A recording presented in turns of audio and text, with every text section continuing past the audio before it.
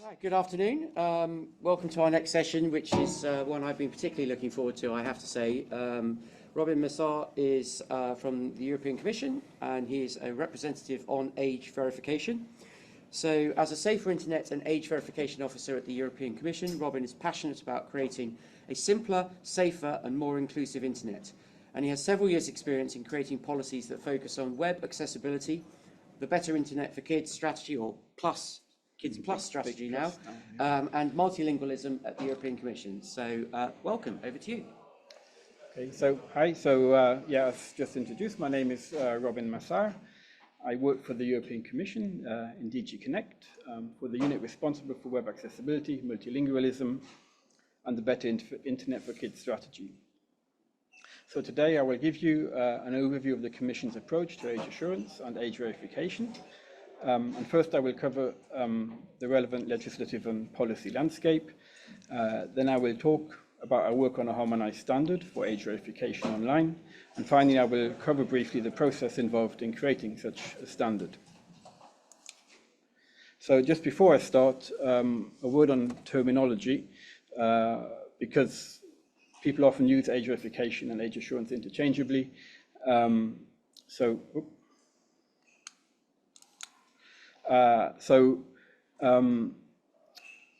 we take the terminology from the EU Consent Project, funded by the EU. So age assurance is an umbrella term which covers age verification, age estimation, and self-declaration. Age estimation is a reference to inherent features or behaviors related to the individual, and age verification deals with verified sources of identification. And the standard, which I will cover later on, is primarily dealing with age verification. Some abbreviations which I won't go through, but I don't know if the slides are available for download later on. I've put them in there so that if you don't know all the abbreviations, there's links to explanations for them.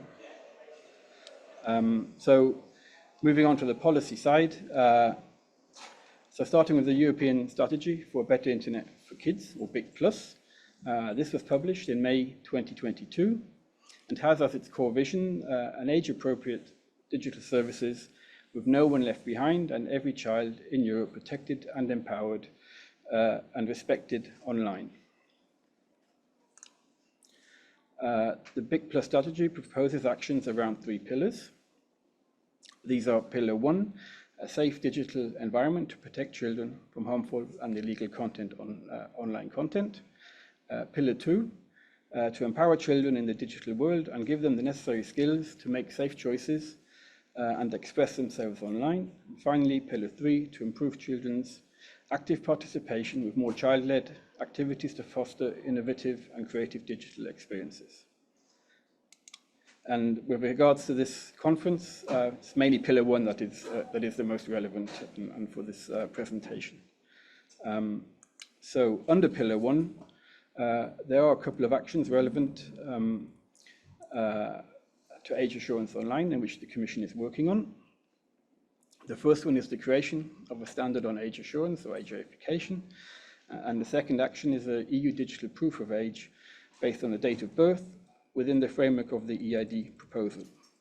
So this latter one is now called the EU Digital Identity Wallet, the regulation for which will be published shortly. It's been approved or adopted.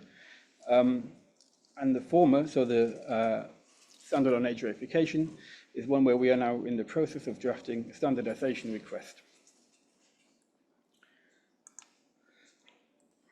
This work is also complemented by awareness-raising activities, such as an age assurance toolkit, which will be published on the new BIC portal, which is providing helpful online resources, and also a study mapping age assurance typologies and requirements.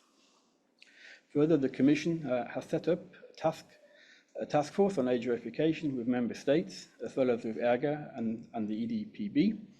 And this task force aims to avoid fragmentation across the EU and also across relevant legislation. So to summarize the legal context, firstly, there is the DSA, which I will cover in more detail on the next slide. Then there is the Audiovisual Media Services Directive, from 2018, which requires appropriate measures to protect children from harmful content through the use of age verification mechanisms. Next is the GDPR, and in particular the lawful processing of children's data, and also the consent that needs to be given by parents or legally responsible adults, depending on the age of the child. And finally, there's also now the EU Digital Identity Wallet, which is a solution in which the very large online platforms and online search engines under the DSA must support. So they must support the EU Digital Wallet. In addition to this, there are other legislations requiring age verification mechanisms. For example, the Tobacco Directive from 2014, which, just as in the physical world, requires that online cross-border sales do operate age verification systems. So, focusing now on the DSA and how it covers the protection of minors online. The DSA provides a set of services as illustrated by the 4 concentric circles on this slide. The largest circle represents all online intermediaries and includes all the services within it. The next largest circle is hosting services, and within that we have online platforms. And finally, the very large online platforms and search engines, which are those with over 45 million users within the EU and which have been designated as such by the Commission. For all of these services, Article 14 of the DSA requires that those primarily directed at minors must ensure that the explanation of their terms and conditions is easily understandable to minors.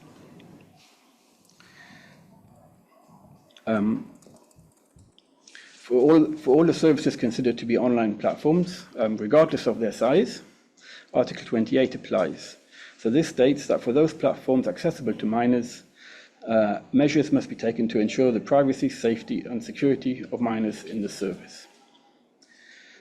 And in addition, there is a prohibition to serve targeted ads based on personal data when they have a reasonable assurance that the user is a minor. And finally, for the very large online platforms and online search engines, Articles 34 and 35 require a risk management regime. So they must identify systemic risks, including negative impact to rights of the child and the protection of minors online. And they must also implement mitigation measures targeted to the risk, such as, for example, parental control or age verification. Note that this is a proportionate and risk-based approach, so where age verification should be used to protect minors from content that would cause severe harm. Just a word on enforcement. So enforcement has actually started immediately, with the Commission opening formal proceedings to assess whether TikTok may have breached the Digital Services Act in areas linked to, amongst others, the protection of minors. So, moving on to the need for a standard on age verification, Article 44 of the DSA states that the Commission shall support and promote the development and implementation of voluntary standards set by the relevant European and international standardization bodies, at least in respect of the following, and under point J, standards for targeted measures to protect minors online. So, why do we need a standard on age verification? Well, I think it's clear to all of us that it's far too easy to access age-inappropriate content for children. This is one of the main concerns expressed by both children and parents while reaching the helplines of the Safer Internet centres. And of course, as children become active online at a younger age, the possibility of them encountering age-inappropriate content only increases. Therefore, the Commission will launch a standardization request to the European Standards Organizations for harmonized standard for age verification online. The work for this is in the 2024 Annual Union Work Programme, as well as in our ICT rolling plan. So where would this standard apply? So firstly, it's important to note that the standard itself will not define when it must be used. That is for the legislation, but it can be used when legislation calls specifically for age verification. Generally, the standard should only be required for accessing online content products and services assessed to be high risk, following the risk-based approach of the DSA, and for accessing other formally age-restricted content, services, and purchases. So what are our requirements for this standard? These are some of our higher-level requirements. They are what we see as the main requirements, but they will be consulted on before they are finalized.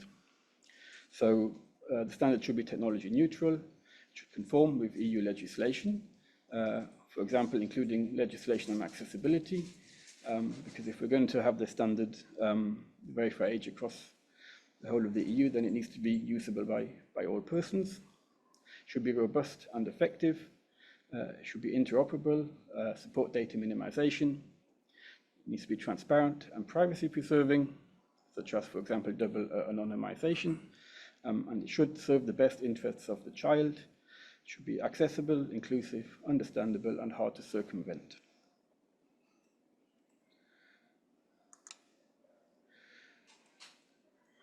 So coming back to the EU Digital Identity Wallet, as mentioned earlier, this is something the very large online platforms and search engines will be required to accept or to support. So one of the requirements of the standard will be that it is interoperable with the EU Digital Identity Wallet.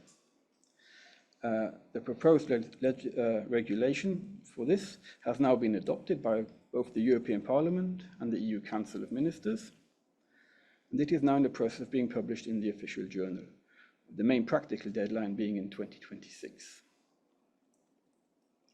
In addition to that, we are starting a proof of concept on age verification using the European Digital Wallet, which will be piloted through the Commission's Task Force on Age Verification.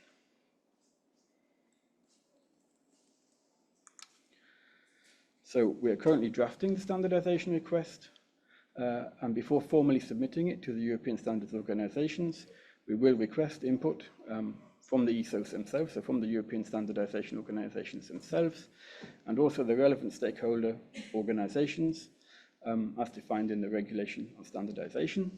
And these cover the interests of consumers, the environment, workers, and SMEs. In addition to that, we're currently funding some pre-standardization work to be done by ETSI as input to drafting the standards once the request has been sent. This work includes to produce up-to-date technical specifications on age verification mechanisms and the technical report describing the current age verification, legislative and age-appropriate design standards. A brief note on harmonized standards themselves. So harmonized standards provide a presumption of conformity to legislation. This means if a service or product meets the requirements of a harmonized standard, it is presumed to conform to the legislation. But harmonized standards are in principle voluntary. This means you can choose another methodology, if you wish, for meeting the requirements of the legislation. But then in this case, it's up to you to prove that your method does in fact conform to the legislation. So harmonized standards must be drafted as a result of a standardization request from the European Commission. They must then be adopted by one or more of the European standards organizations and finally referenced in the official journal of the EU.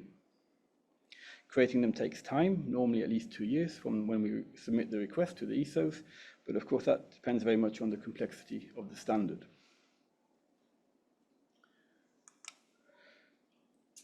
And the reason for that is also the formal process for, the formal standardization process.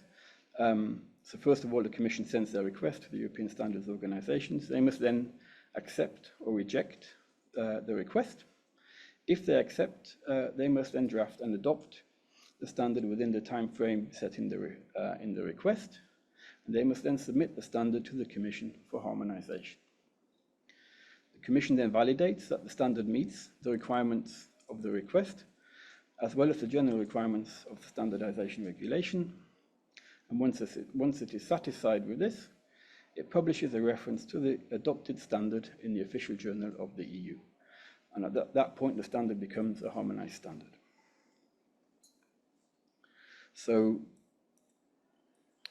so that brings me to the end of the presentation. I gave an overview of the applicable legislation and policy landscape, covered the need for a harmonized standard and the expectation we have of it, and finally explained the standardization process to give you a feel for the time it takes for the standard to come into effect.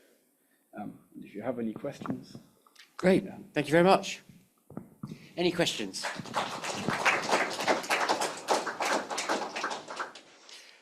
I'll kick off while everybody else is warming up. So to declare an interest, I have just been appointed to the specialist task force, which will be looking at the options. And one of the questions I've had in the setup of that is whether, if we follow what you've described there, the solution is only really designed for age verification for sort of the 18 plus, effectively the adult industry and very harmful things. But Europe is still intending to create a age-appropriate design code where we would need to discriminate between a child of 5 versus 10 versus 15 if it's similar to the one we have here in the UK. And of course, under GDPR, we still need to know whether children are too young to give consent under Article 8. So would you perhaps be envisaging a different standard and a different approach for assessing the age of children below 18? So it's a good question. I think, yes, so the standard which I've been referring to is about age verification. It's not necessarily only about age verification for being over 18, but it's not about age estimation, let's say. Reasons for that, I mean, maybe there will be in the future standards for age estimation, but I think a standard, let's say, verifying an age based on let's say, a truthful source is perhaps the easiest place to start when we go for standardization. Of course, there's a lot of work being done on age-appropriate design and how do you deal with minors in the online world? How do you understand the age? I don't have an answer to whether there will be a standard on that or not. At the moment, we're focusing on age verification, but we very much support also the work being done more along the lines of age-appropriate design, age assurance, and ensuring that the law is applied as best as possible. Thank you. I see a hand sort of coming up. Yeah. Jutta Kroll from the German Digital Opportunities Foundation. First, thank you for your question, which I would like to pose the same, but as a member of the special group on age-appropriate design code, I'm pretty much interested whether there is interrelation between the task force and the special group, or whether you think that's completely going in parallel.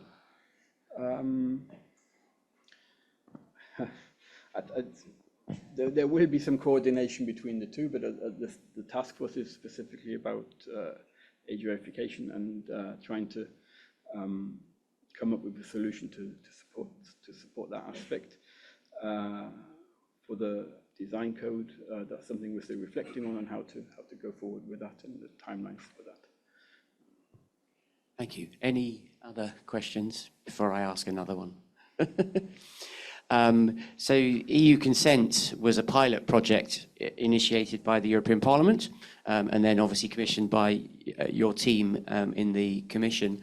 And it was just a great forum because we brought the platforms, we brought civil society, we had obviously regulators, we had the Commission, and then we had the technology providers all working together to try and solve the problem. And since then, we've slightly lost that ability to get everybody together, and we've seen fantastic initiatives from people like Miguel here at the AEPD and Antoine at CNIL and so on, but it seems to be a bit fragmented now. So would you ever consider running another sort of project of a similar size and sort of ambition of the first EU consent as perhaps a preparatory action? So I can't easily answer that question. I think it might be a nice idea. Whether we're able to do that, I don't know. In fact, EU consent was funded by the European Parliament, so maybe they'll have another preparatory action for that, to further that. So I can't give you a definite answer on that, but why not if the opportunity It's arises. one for the suggestion box Yeah. when you get back to the office. Anybody else with any other questions? Yes, great. Alistair Hunter from UCAS. I might have misunderstood. You mentioned that ETSI were to support the work. There was a technical report. Is that a technical report that's still to be produced? Yes. Right, okay. So this is work which is just starting now. Okay. I think the grant has been signed recently, or should be signed soon. So for a technical report, what's the sort of time frame for? So for that grant, there's a 12-month. 12 months. time frame, so Right, okay. it might be Thank quicker, I don't know, but the grant is for 12 months. Sure, okay, thank you. Do you have an online question, if I may? Yeah. This is from Martin Sass at KUL. Why focusing only on age verification and excluding age estimation, while the standardization is particularly needed for age estimation, both from an accuracy and a privacy perspective? So I'm not going to, we don't want to exclude age estimation, but right now there's, I think one of the challenges, maybe also looking at adult content, is that there's no, say, EU-wide solution to that at the moment. And so what we would like to create is a standard which others can then use to ensure that adult content across the EU is not accessible to minors. And so that, for me, is an age verification question. So we can then look into age estimation, but yes, at the moment, the standard is really more focusing on age verification. I will put a plug in for age estimation, which is that if you test for a high enough age, above a certain age, there's literally zero chance that somebody's actually still under 18. So, and NIST showed us some results here yesterday, which hopefully you can take a look at, which show with the Challenge 25, 0.1, 0.2% of people perhaps getting through wrongly, which compares very well to a verification system, which equally can have a lot of failings in it with bad data and so on. But that's for a debate for another day. Any more questions? No? Oh, one. We'll make this the last question and I'll come all the way back of the room. Please, yes. Hi, it's Sophie O'Donoghue from Google here. I know you mentioned that the standards request is in draft at the moment. I'm just wondering, is there any sort of timeline on when the standards bodies can maybe expect that draft standardization request? I don't want to put a date on that. We are kind of, let's say, still, discussing on that internally, but yeah, we're hoping to at least submit the draft to the standardization organizations fairly soon, but I cannot put a date on that. Thank you. Yes, I mean, I think, would it follow the report of the specialist task force? No, the request hopefully should go in earlier than that, because that report, like I said, is probably in 12 months' time, let's say. Yes. So it should be earlier than that, but I can't make any promises. It has to be approved. So. Yeah, obviously it's quite hard to write a standardization request without knowing what it is you want to standardize on. Yeah. Good luck with that. Okay, I think that brings us to a close. So thank you very much for your presentation, Martin. Thank you.